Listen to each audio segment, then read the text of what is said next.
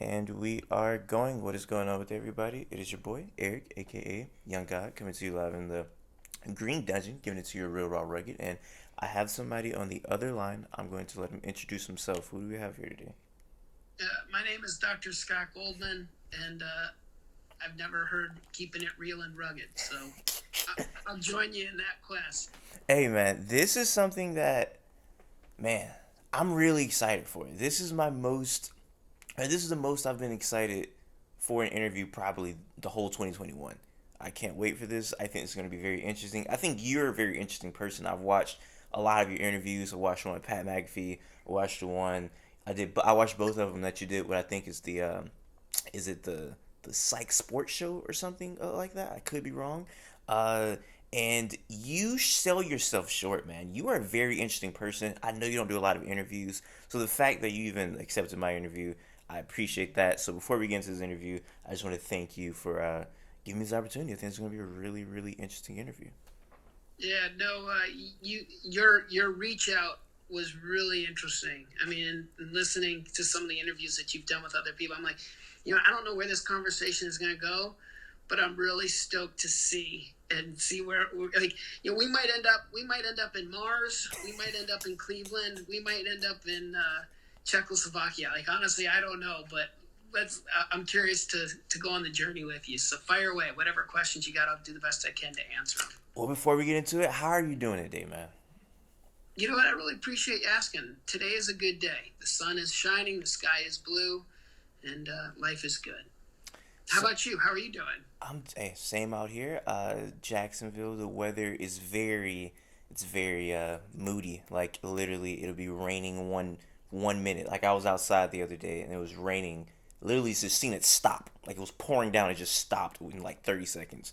It's very crazy weather, but I'm getting through, man. Is where are you at these days? My location's Ann Arbor, Michigan. That's Mm, my home base, but I work in different pockets of the universe, and so I travel quite a bit. I've been to Duval, and it's the only stadium. I believe it has swimming pools with yeah. where you can actually be underwater and watch the game at the same time, which is pretty dang impressive. Is the how's the it is pretty impressive. How's the weather out there in Michigan? Today's a good day. We've got, I think it's one of our 4 days of summer, so we're going to try to celebrate as much as we can until I think fall comes next week. Well, hey man, I guess let's start from the beginning on how I discovered who you were. So I told you before we got on here that I discovered you on the Pat McAfee show, seeing you on there, and then I started doing research. But what really piqued my interest is because I think I might have put this in my initial email. I'm a psychology student, so I'm always interested in psychology things, people within the psychology realm, and listening to you talk. You had a lot of interesting things going on. And I think what made you stick out to me was your perspective on things are very interesting, and I wanted to elaborate on the things. So I guess from the beginning, what made you even interested in psychology in the first place? Well, first, thanks for the compliment. Um, it's funny. I'm not sure what's so interesting about the things that I say, but um, it's always nice to know that things that I do say resonate with someone or stimulates further thought or perspective. So what got me into psychology? I, I've always been fascinated by human beings and human behavior. So, you know, a concrete example is you're wearing something on your head. I think there's a story behind that, and I'm always fascinated by it. So it could be, hey, this is a head garment that is super comfortable, and I just wasn't in the mood to do my hair today. It could be, man, I was out all night last night, rolling hard, and I just didn't have time to do anything, so I just put that on. It could be that it's your lucky garment. So you're going, hey, I just need some extra good mojo and juice and good vibes for what's about to happen today. Like there's a story behind it. Or who knows, maybe it's got some kind of like spiritual value or religious value or component to it too. Like, but there's a story behind it. And so I've always just been fascinated by people and fascinated by their stories and fascinated by their behavior choices. And that goes, and I think I've always been really drawn to the extreme, and that's on both sides. So, as a licensed clinical psychologist, working with people who had severe eating disorders and really chronic depression to the point of, suicidal ideation and attempt, I felt a real compassion and empathy, and, but really driven by curiosity of like, how did you get to a place where no existence is better than this existence kind of mentality? Like, that's a really dark thought to get to. So I was just drawn to understanding that, both from an empathic point of how can I help another fellow human being, but also how does someone get there? And then same thing on the other side, which is like, there was an athlete I was working with where they had the third fastest time in the world. And I said, okay, well, what can I do? And they're like, well, I want the first. And it's like, okay, well, what's the difference between third and first right now? And they said about 3/100th of a second, which, just to give some context, is the length of a sneeze. So think about, like, you're on a quest for your life's work. Your only chance to really show your goods is once every 4 years because of the Olympics. And the difference between a gold medal and a bronze medal is the length of a sneeze. And then you go, okay, out of the other 8 people, there's you and 7 other people, like in that track and field heat, what would be the difference between first and last there is probably like the length of maybe 3 sneezes. So you go, gosh, man, like that's a really interesting quest of how to go from not good to great, but great to special. And so I just really enjoyed that journey. Well, 2 things. I guess 3, because one, I am very interested in why the greats are greats. I feel like a lot of people usually critique and try to have like jealousy, hate for great people. But I'm like, why is that? Like, why is Kobe Bryant Kobe Bryant? Why is Tom Brady Tom Brady? But the 2 things I was gonna say was, you're gonna teach me a lot. This is probably the only thing I'll ever teach you in this interview. But the head thing, I'll explain that for you, because like you say, you're a curious person. So this is called a bonnet. This is usually worn by a lot of black women that wear their hair out because it protects their hair.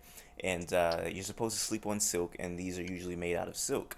One day I put it on and I did a video with it. People were commenting on it, and I was like, I guess I'll just start making these my thing. So I have too many of these in my house. I mean, way too many to count. So that's the story behind the bonnet.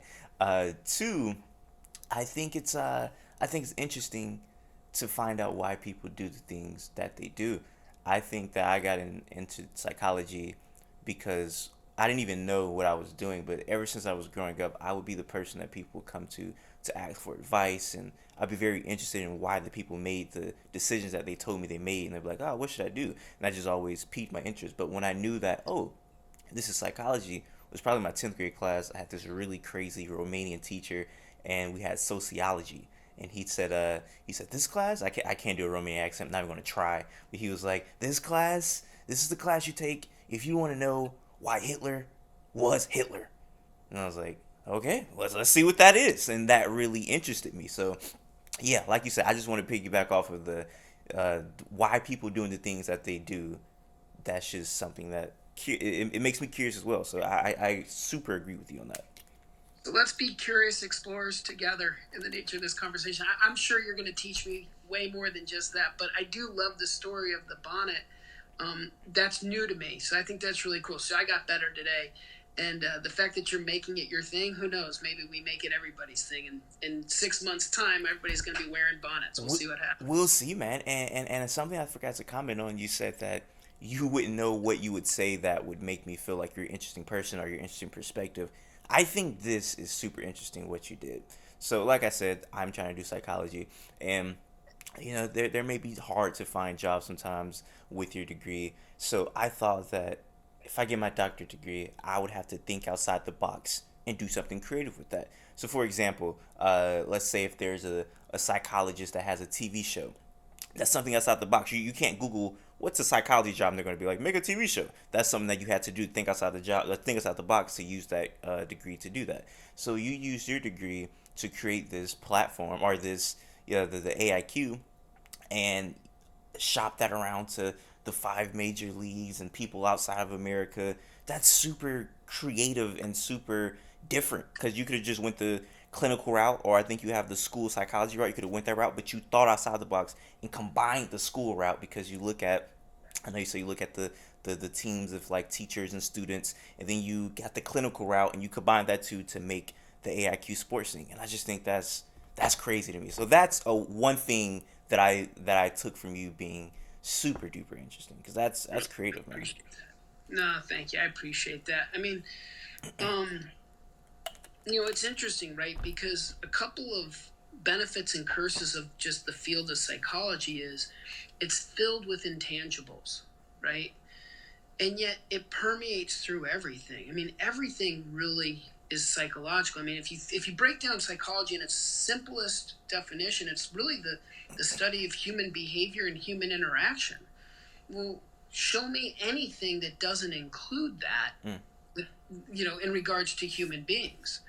And even if you're sitting there alone with your own thoughts, like thinking is a human behavior. It's just only measured by the person experiencing it.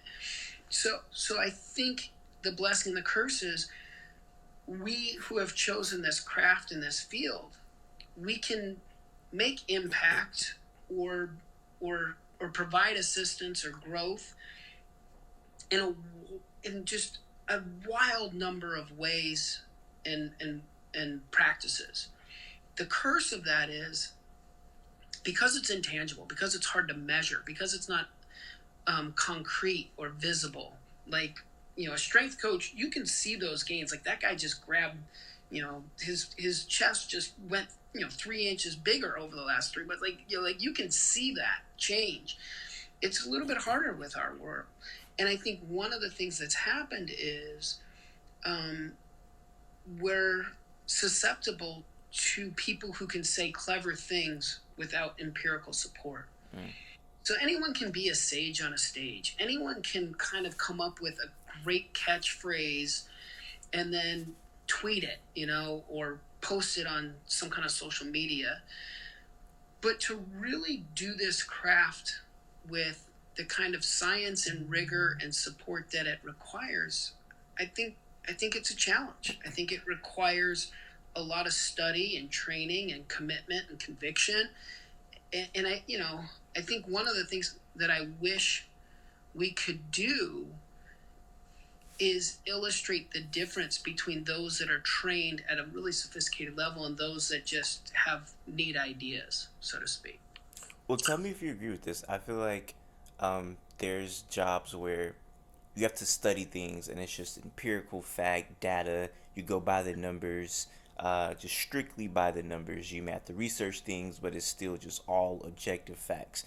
I feel like to be a psychologist and to be in that realm, while you do have to go off of facts and data, I think that that job takes a little bit more creativity because I feel like to get to deal with somebody with extreme mental disorder, you may have to go a non-conventional route to get that person okay because something that works for one person might not work for the other, so I don't know if I'm wrong with that, but just thinking of other jobs where it's like one two A B, I think that psychology sometimes has to go A B F, like you may have to skip a couple letters. Am I wrong with thinking that? I don't think you're wrong. I mean, I don't know if there is a right or wrong. I mean, like, again, that goes back to the blessing and the curse of psychology is, like, I don't know how many universal truths really exist. Mm.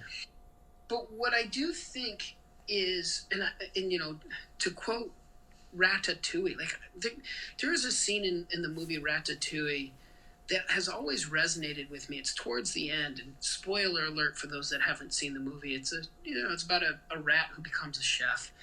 But the thing that I really loved was there's a concluding statement at the end of the movie that says, not everyone can cook, but a cook can come from anywhere. Mm. So I'm a big believer, like anyone can be a psychologist. Anyone can be a source of wisdom. Like, even if you think about like the history of psychology, like it really is an offshoot from philosophy. So, I mean, if you think about it, society for thousands of years have had people who are quote unquote professional thinkers. You talk about ancient Greek civilizations and all that. Like, there have been wise shamans, and we can go on and on about people who are in our community that have great wisdom and become unbelievable resources for our own growth and perspective. Now, here's where I think we're in kind of a sensitive era. Someone said this, so this isn't my thought, this is someone else's. So I was at South by Southwest doing a presentation there, which is an amazing experience. If you ever get a chance, do a presentation at South by Southwest, because part of what they do at South by is they allow the presenters, they allow all attendees to really try to cross-pollinate and mingle. Like, they set up all these places where people can just have conversations. Like, the best part of a conference is the conversations in the hallway. Almost everybody will tell you that. It's not the presentations, it's the, at the bar having a drink at the end of the day where really good exchanges and opportunities arise. So South by kind of fosters that, which I think is great. So this guy kind of comes to me and he goes, hey, the Industrial Revolution's over. He goes, when it comes to like farming and building things, cars, whatever the case may be, chairs, computers and robots are going to take that stuff over. I was like, oh, that's an interesting idea. Well, what's coming next? Because the next thing is the intellectual revolution. So what do we see right now? We see people like Steve Jobs and, Jeff Bezos and Elon Musk and like all these like, Bill Gates, these innovative thinkers. And some have even been accused of not really even creating anything. And their response to that is, well, yeah, I don't create stuff. I'm just the conductor, right? Like that was Steve Jobs' great quote. And so I think what's really interesting is we now are seeing an explosion of ideas, of modern day philosophers, if you will. And what's dangerous about it is anyone can create a podcast or anyone can post a selfie video where they talk about like the mental Monday or the mindset Wednesday or whatever it is that they call them. They give them a 30-second soundbite of a neat idea. Like I actually saw a video of a person who is trying to dispense wisdom based off of the way the housekeeper at his hotel folded his sheets. Now, I don't know, maybe that's a neat idea, but I was trying, when I was listening to this, I was trying to come with, okay, where was the empirical support for that? If we're going to make this statement, so again, and I hope I'm not rambling. No, you're fine. Well, I'm definitely rambling, but hopefully it'll land somewhere. I think what I'm really excited about is we are entering a phase of human growth and potential that's based off of intellectualism, our ability to think about thinking, and all of this kind of stuff. Like the things that are being created now didn't even exist 5 years ago, and the things that are going to exist in 5 years from now, no one's even thought up yet. Like that is just a cool space to be in. And the inherent risk is anybody can say anything for any reason. You could have told me that bonnet of yours is actually something that helps you dial into a Martian radio signal that gives you this kind of insight. And people, if you say it in a really convincing, solidified way, people are going to buy into it and follow you. And then they might be wearing the bonnets, not because it's a fashion statement, not because of its historical value that you highlighted, not because of its utility and purpose, as far as like you said, silk and how it helps with the hair, but more because of some magical element. Now, if it does good, if it's a placebo effect and it does good and no harm, great, because at least we're doing good. But if it's for more nefarious reasons, like personal gain, like the preacher who's taking the till in the collection plate, running out the side door and hopping in his private jet. No, I've got a little bit of concern about that. It's funny because, well, one, I am super, super just too sarcastic sometimes. I've definitely done that before with my bonnet. Like, it's usually with white people that have no idea what it is. I'm like, oh, what's the thing on your, is that a shower cap? I'm like, no, this is actually a very African spiritual religion. They're like, oh, I'm so sorry. So that is a thing that I've done before. But it's interesting that you bring up the ideas and the intellectual age because I talk about this all the time with people that I know just get their feedback on this. And I'm curious what your feedback is be on this. The social media age has given everybody and anybody a platform. Like you said, there's a podcast, there's a new podcast every 5 minutes. So I look at it sometimes and I think to myself, is this good that everybody has a platform to voice their opinion? Because there's so many ideas out there. Then you'll go from people putting out news that isn't real. So it's like, what's to decipher what's real, what's not, what's smart, what's not smart. I feel like we may be in an age where there's too much information for our brain to process and decipher what we should take in and what we shouldn't take in. And that gives people confidence to just keep going and keep going and keep going. So is there ever too much information out there? Yeah, God, that's a really good question and great insight. I think you're really onto something there. You know, I think if we can go back a step, I'll try my best to answer. I always try to want to make sure I answer the question, but I think there's a philosophical question, which is, are we born blank slates? Tabula rasa and John Locke and some of that stuff. Are we just blank slates, or are we born inherently good, but are capable of doing bad things? Are we born inherently bad and capable of doing good things? Like original sin and some of those kinds of concepts. Like those are very powerful concepts, and I don't know, but that is why I'm drawn to psychology, is to try to figure some of that stuff out. So it begs this question, right? Is social media a good thing? So one thing that I think is amazing is if you don't know how to change the oil in your car, you can Google that, or you can go to YouTube and you can get about 7 or 8, maybe 100 different videos that will show you how to, like, we've never had access to things like being able to change the oil for yourself. Like, this is the ultimate library card. They used to talk about, instead of going to school, just get a library card. Like, all the information is right there. So, Yeah. so I'm going, God, that's amazing. Like, that's incredible. And to your point, there is this other element to it. So I have an 11-year-old and an 8-year-old. It's so wonderful to see life through the eyes of children. And what's interesting is they like watching TikTok, which is really funny and fun more often than not, because a lot of it's just kind of silliness.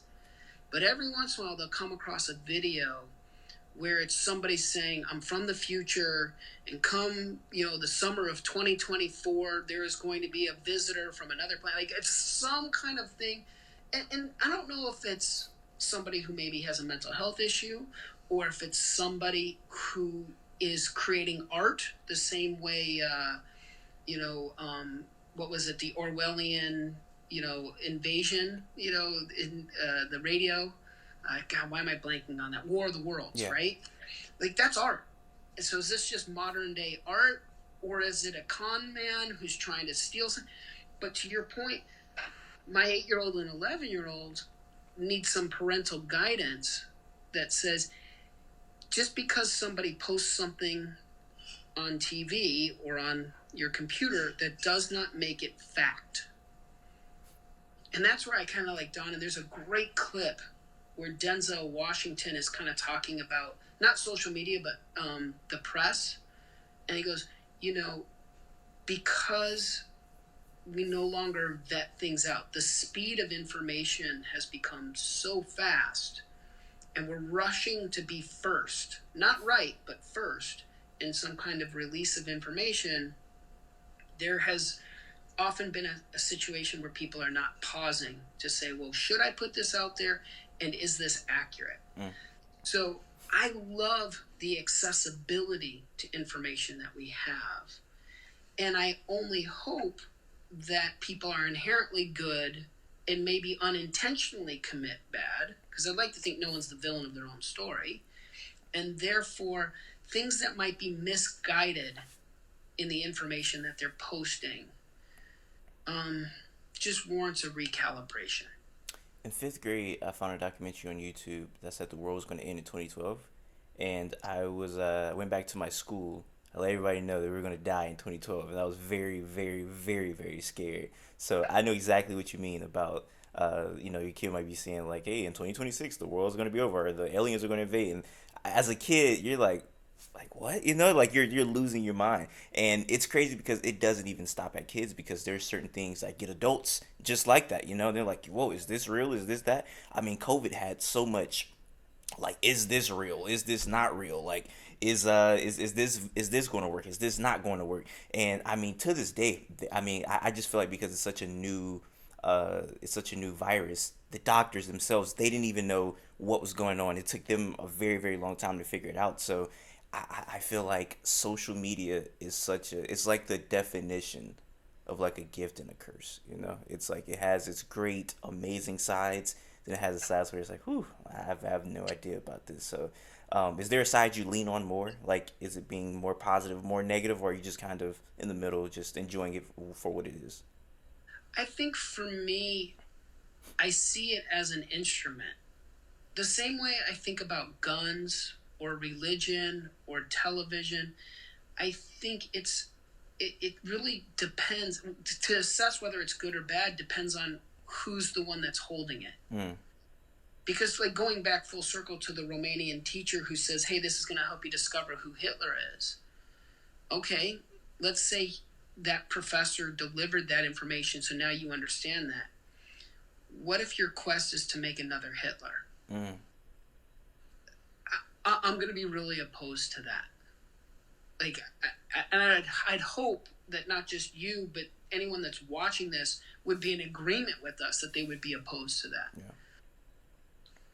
But there might be somebody out there who goes, I think that's a good idea. So I think that's the part that, like when you talk about blessing and curse, for me, it's about hope and fear, right? Like I'm going, God, man, wouldn't it be great to have this discussion that you and I are having impact somebody's life in a way where they become not the next Adolf Hitler, but they become the next Churchill, the next Barack Obama, or something of greatness. Yeah. But I don't know. I don't. So I think that's where I stand. I stand on it being like, I know people who use guns to save lives and to feed people who can't be fed, and I know people who use guns to murder. The guns just seem to make that process easier. I don't know if it makes it better or worse. It's a very very complicated thing, and something I realized about you. You say that you use like the word tool and instrument a lot, because I want to talk about the AIQ, and you saying that that's not like it's not the end all be all. It's not like, oh, this guy scored low, he's gonna suck. It's not that. Or he scored high, he's gonna be a future Hall of Famer. It's much more of just an instrument and a tool for coaches to get the best out of that player. So I would love for you to just kind of explain what that is for the people that are new to what you have going on. Yeah, so I appreciate the question and the opportunity to talk about it. We have a $0 marketing budget. And so anytime that there's a chance to talk about it, I think you just never know if it might open somebody's eyes to go, oh, what is that? So I appreciate the opportunity. The AIQ is a test that my partner and I created. So his name is Jim Bowman, and I think it's always important to speak his name. One, because he's a heck of a guy, an unbelievable person to go on this journey with. I mean, you couldn't find a better dude to partner up with. And sometimes I feel like we don't speak his name enough. So Jim Bowman, who's out there, he's a New York psychologist. He's a school psychologist. He and I met in our training at the Albert Ellis Institute. So the idea and the concept of the AIQ started with, how do people evaluate talent? How do people understand this performance excellence? And especially we started in sport. So first we defined sport. We said sport is a really difficult puzzle, maybe even so far to say it's an unsolvable puzzle in a constantly evolving, chaotic situation. So imagine a quarterback who drops back into the pocket, has to scan the field, identify threats and danger like the pass rush, identify opportunities like an open wide receiver, and then make decisions. Like that's that's a really complicated behavior. And up until excuse me, up until recently, um, people have been measuring some characteristics of what causes that to be a successful moment versus a failed moment, but not everything. So they'll go like, does he have the arm strength? Does he have the accuracy? Has he learned the game of football to a level of sophistication where he can recognize and be familiar with this scenario through thousands of hours of practice and everything like that? Or is it like he's got a cognitive skill set where he can solve that task I described, identifying the wide receiver, the way some people can solve a Rubik's Cube? Mm. So Jim and I spent about 15 years. We said, you know what, let's look at unsolvable puzzles and chaotic situations. So we looked at first responders, firefighters, police officers, military, special forces. Anytime someone has to, like, say, kick a door down and scan for threats and danger, victims, and people who need saving, etc. What are the cognitive abilities that are most needed in that scenario? So let's just be like real concrete. For example, let's take a firefighter, kicks a door down. It's a smoke-filled room, so his view is obstructed, and he can get all turned around. So now he's lost. He doesn't know where the fire is because all he sees is smoke.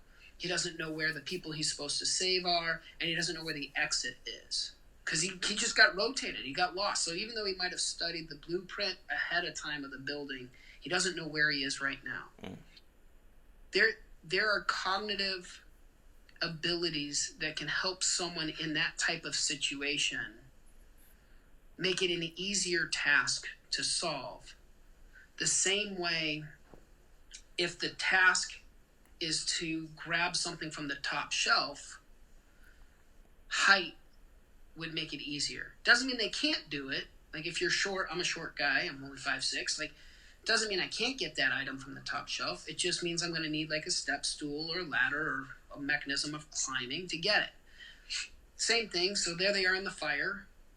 Somebody with the cognitive ability of spatial awareness, that's what we call it, sort of goes, I don't quite remember where the door is, but my spider sense is tingling enough that gives me a sense that the door is kind of over here. Mm.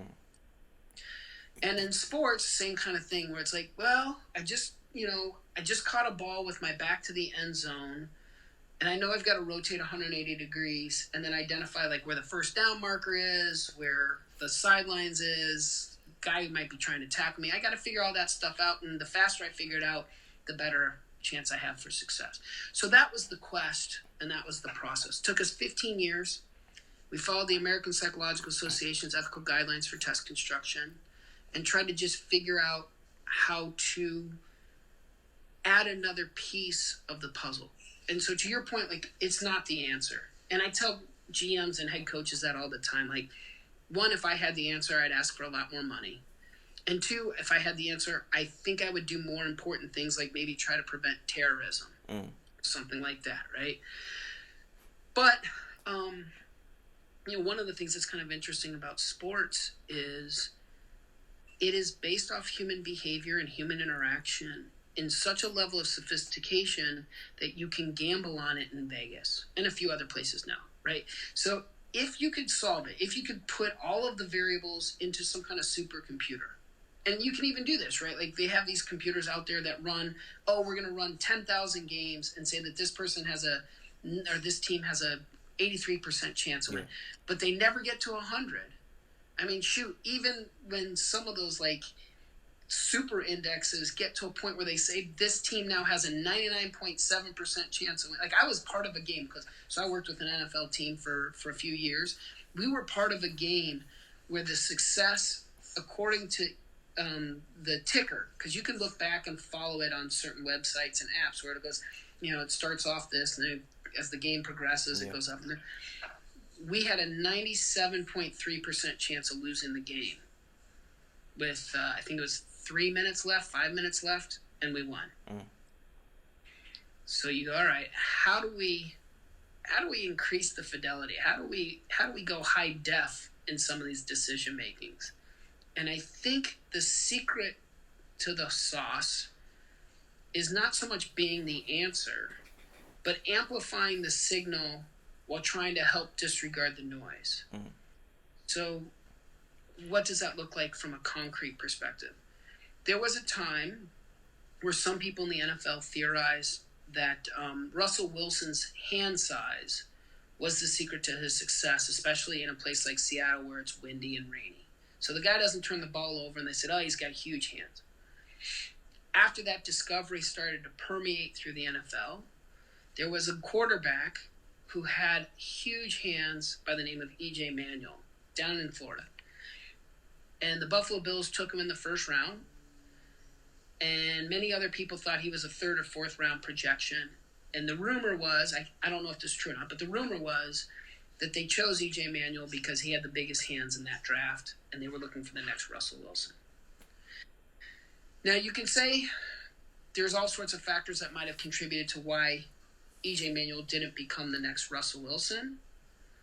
Or you could say maybe hand size has some level of importance, but not as much as some other properties that Russell Wilson possesses that E.J. Manuel did not. Yeah.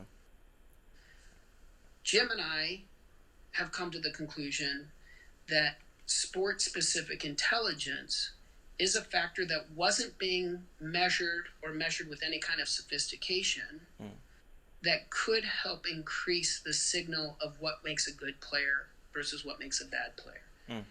But to your point earlier, a low score in the AIQ doesn't mean that that's a bad player. What it means is we now have more clarity on what this person relies on to be successful. So sometimes you'll see this with like defensive linemen. They might score low on the AIQ, and our advice to the defensive line coach is just tell that guy see ball, hit ball. Don't do a lot of stunts. Don't drop him back into zone coverages where he could get more easily confused or anything. Just let him rip it and grip it, like just go for it. And same thing like with a running back, like see hole, hit hole. So some running backs can catch, block, and run. Others, it's like, you know what? Just let them be physically dominant, bone-crushing, north-south runners that are hard to bring down and have an amazing pain tolerance so that they can actually do it over the course of 17 weeks. I mean, me and you are sports fans. I'm pretty sure we've both seen players that were probably not the most skilled, but were just freakishly athletic and so dominant that their athleticism made up for the skill that they lacked. So that sounds like what you're describing right there. And but before I or something that would happen. Sorry to jump in and interrupt, but something that would happen is that freakishly skilled athlete at a lower level was dominating the competition by yards and seconds. But then as they got to a place in a space where everybody was freakishly dominated, physically gifted, they no longer were dominating. In fact, now all of a sudden they're at a deficit because they're missing other qualities.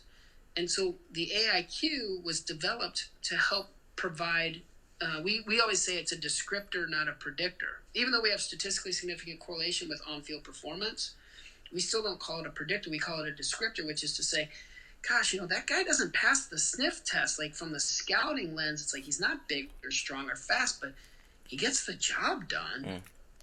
How do we do that? How does he do that? Maybe the AIQ becomes an additional piece of information there. Well, it's a lot I wanted to unpack there, but I'll forget to ask it, so I want to ask it now. But before you made the test, I heard you say something really interesting.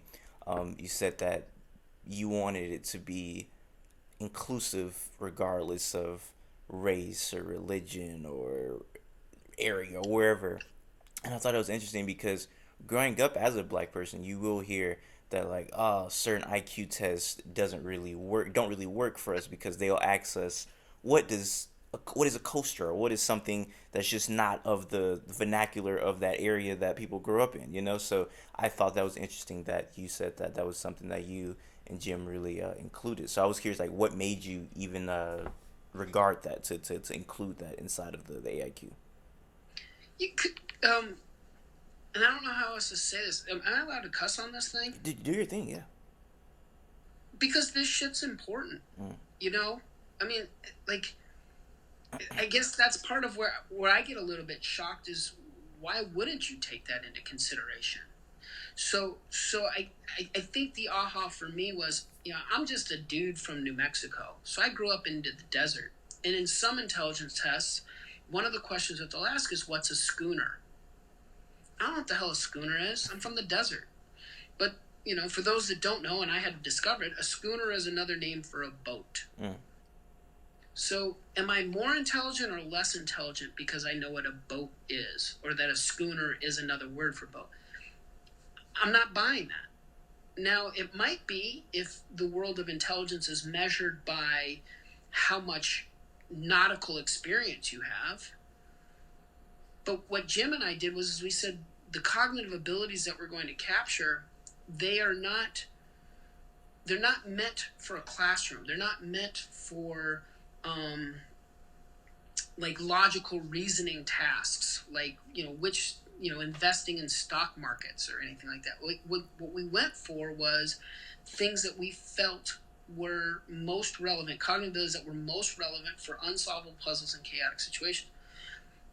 I don't know how race, religion, culture, country of origin, language, dominance, like when it comes to unsolvable puzzles, those things definitely play factors and matter, but from a cognitive measure perspective, they shouldn't. So something that we put a lot of time and effort because it was important to us was we wanted to accurately capture intelligence in its true essence. And intelligence in its true essence should not have bias. Mm. Again, not everyone can cook, not everyone can be intelligent, but intelligence should be able to come from anywhere. And so one thing that's notable is 9 of the 11 top scorers in the 2021 NFL draft were minorities. AIQ scores were minorities. And I think that's notable. And it's interesting because I would love for you to spell something, because when I first told my stepbrother about this, he was a little hesitant because long like football guy, he was like, I don't know if intelligence can show who's a good football player, but I kind of broke him down what's the difference between certain IQ test and the AIQ, and he understood better. So for the people watching that will have that opinion, like how is like the smartest of somebody is going to predict if they're going to be good or not. I'd love for you to kind of break down what's the difference between just taking a random IQ test for a football player for doing versus doing the AIQ. Excuse me. Yeah. So most intelligence tests are looking for things like learning disability or giftedness. I don't really like the term learning disability. I think that's a miscapture. When we're identifying learning disability, and I wish I had another word, but that's the word that they use, that we all use. What we're saying is somebody's cognitive function versus their knowledge, there is a deficit. There is a 50% difference. But really, and I don't know. So just because I'm kind of visual, Yeah. Can you see this okay? Yeah. So if you think about learning is about getting from point A to point B, the real purpose of intelligence, the real purpose of intelligence and intelligence identification was about how do people get from A to B, from not knowing something to knowing something. And so what's really kind of interesting about it is in scholastic systems, it's about how do the masses digest that information. So you got 30 people in a classroom setting. Of 29 of the 30 all learn A to B taking this path. And then you've got one student who takes this kind of long path, this sort of long route. They tab that person with learning disability. Meanwhile, that's possible that's where genius comes from. Because, it's the people who've never thought to do something before. Fosbury, who decided to do the high jump backwards, changed the way everybody does high jump. So what we looked for was the idea of understanding how people think. And unfortunately, a lot of people, when they say that and hear that, they think it's about personality. Like, oh, that guy thinks he's tough. No, no, no. That's just a perception of self. Mm. What we're talking about is this guy is sitting there and he's looking at the field and he's going, what should I do next? So one cognitive ability is the ability to recall information. He goes, what I should do next is this concept of, oh, are you still there? Yeah, right here. Okay. So what do I do next? So one cognitive ability is recall information. He goes, Coach told me on Thursday that when I see the safety and the linebacker shift, that what's likely to come next is a blitz. Mm. So I'm going to audible out of that. That's cognitive ability, to recall that kind of memory. And the other cognitive ability is to say, hey, the linebacker hasn't pulled over yet, but I see the natural flow of the game is going to suggest that he is going to migrate this way. Mm. And if I know he's going to vacate that space, where he was is going to be open, especially if I turn my body this way. That's another cognitive ability.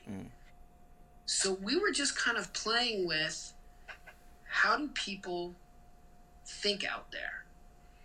And if we can identify it, we can help the individual. I've never met a coach that says, oh, I love mother effing players. And I've never met a player who goes, I love to be mother effed. It's the greatest. Nobody likes to get yelled at. And nobody really likes yelling. Yeah. So it was about this kind of frustration between the teacher and the learner, that we said, gosh, if we could solve that by helping people understand, then maybe we can increase efficiency of not just understanding, but also of mastery of the play. Could all coaches take things from the AIQ? Because I know it's probably for head coaches, defensive OCs, and things like that. Can a strength and conditioning coach see a player's AIQ for a certain sect of the test and be like, okay, so this is how I want to help you? Is that a thing? Yes. So as a concrete specific example, one of the teams I was working with, the head coach, the strength coach, and a lot of places do this now, but he was one of the first that I came across, and this was like 7 years ago. He took an iPad and would record the athlete lifting, and then would say, okay, now I want you to watch your form and function. Let's watch your movement. You notice on this squat, you're not going low enough. Well, you would think that's a universal teaching tool, because to watch yourself squat right after you squat is a good technique or tool. Yeah. Not everybody's going to be able to look at and identify the minute differences in that video.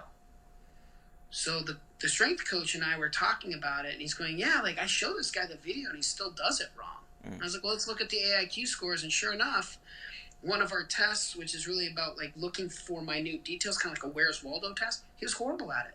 So I said, you keep pointing to him and say, look at this and look for how the minute details of your squat, and you're expecting him to see what you see. He doesn't see it. It's like the guy's working on an old TV while you've got high def. And what was the answer for that? Was there another way that he learned better to correct that? Yep. And that's what minimized the frustration. Because he kept going, I keep showing him the video and he's still not getting it. And I'm like, right. Video's not the way to teach this guy. So we came up with some other suggestions. It helped the player out, it helped the coach out, the strength coach out. So it's interesting is that I know that you're contracted for teams for all across NFL, NBA, MLB, and things like that.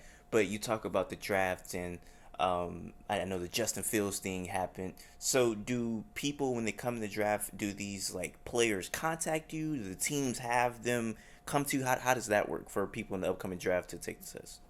Yeah, so we're hired by the teams, and then there's often a public space or forum where data collection occurs. And so we'll sit in that space and the players come to us, we test them, and then they go on their way.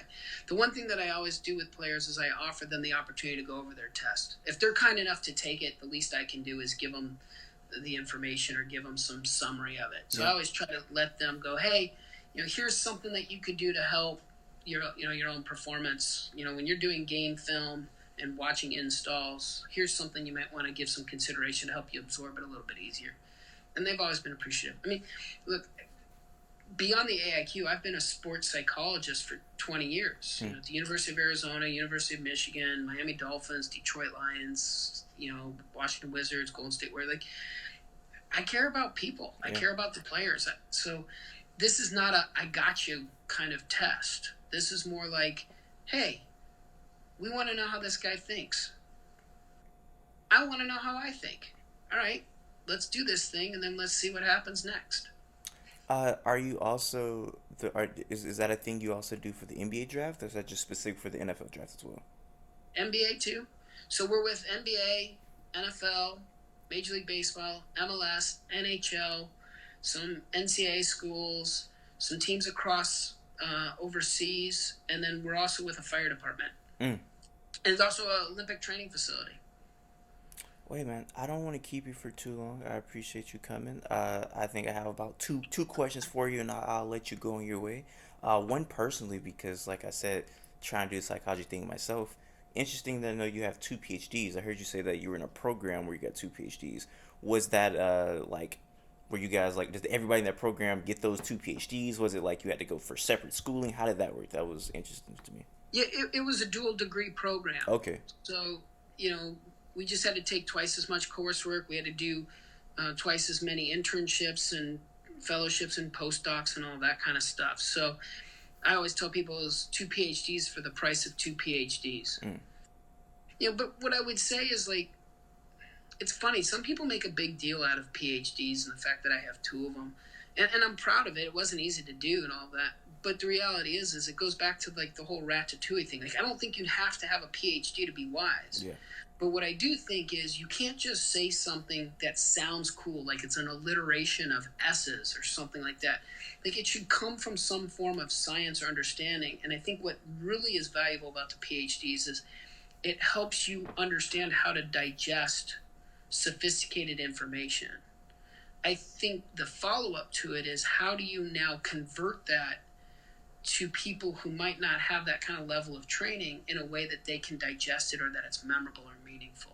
And that's pretty hard. That's where I think art meets science in this stuff. Well, hey man, I really appreciate this. I think that in the future, if you're down, have to do a part two. If there's anything else you have to say for the viewers watching, let it be known. No, this has been interesting. I hope that they enjoyed the journey with us. I'm up for a part two if you want to do it. I'm happy to do it, and I really appreciate the opportunity to talk with you. Like I said, I got better today. I now learned about the bonnet, and who knows? Maybe in part two I'll be rocking my own bonnet. But we'll see what happens next. Well, hey, but before I do want to say this. I know you said you had no idea what to expect. So how was it doing this? Like versus what you expected for the outcome? Was it what you expected? Yeah, I'll be honest with you. I try not to have any expectations, but what I would say, it was very enjoyable. I know I was interested in what we were talking about. I hope others got something out of it. You just never know, right? But yeah, I really enjoyed the time. Thank you. Well, for the people watching, I appreciate it. Until next time, I say what I mean what I say. Haters are gonna hate, players are gonna play. You guys holler at your boy.